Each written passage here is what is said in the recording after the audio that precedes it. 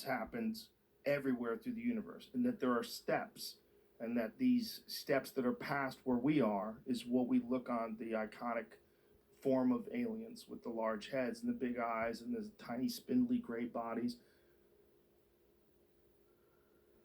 This, if we go to other planets, and we do, especially with drones, if something knows how to travel here from somewhere else and understands this process, because this process is ubiquitous throughout the entire universe, Yes. everyone, and at a certain level of technological sophistication and understanding of matter itself, especially if they have already figured all this stuff out a million years ago, they would probably want to experiment or even accelerate the evolution, our advancement. And it appears our advancement happens very unnaturally.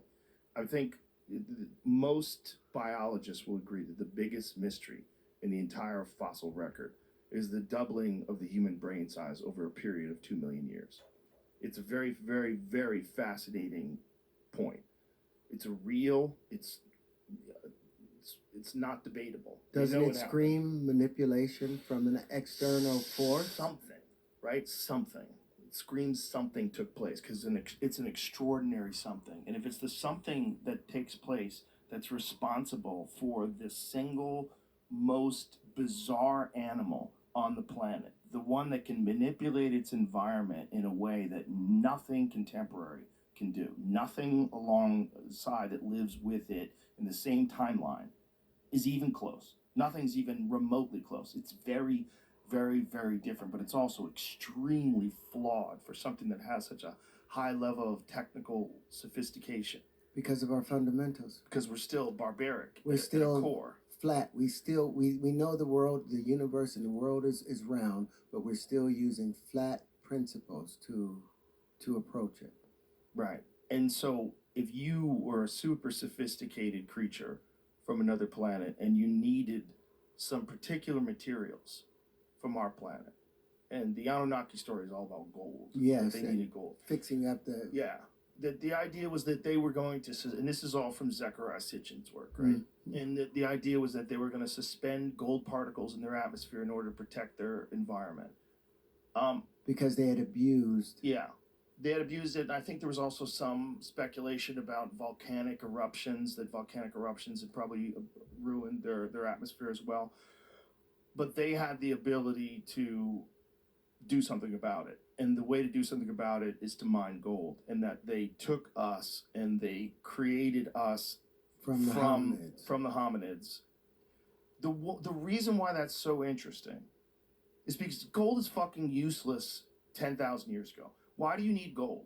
No one needs gold. If you're surviving, if you're a hunter-gatherer, gold means jack shit to you. Why is it the number one method of currency throughout all human beings, all over the world? Well, remember, they abandoned. Remember, for a long time, like if you're thinking about Italians, they talk about it's salt, the salt. Yeah. It was salt. Salt was what we used for currency in exchange for the gold. Right. So where did the gold come? Why did we have an appetite for it? Why? If it wasn't placed into us, if it does not sustain us in any way. It's very intriguing. It's very intriguing because it doesn't do anything. You can't make a weapon out of it. You can't make a tool out of it. It's too soft. It's excellent they for weren't electronics. necessarily doing electronics, but silver is even more conductive. If you want it for electronics, silver is like 17 times the conductivity of gold. But they weren't even using it for that. You're right. But they did use silver as well. Silver was also used as currency. But not like gold. Gold's the king. Always has been. Gold is number one. Because gold is pretty. Why do we trade life for it? Always. Why have people risked their lives traveling across the sea with wooden boats filled up with it to the point where they sink? And then we find these fucking bones, these dead soldiers,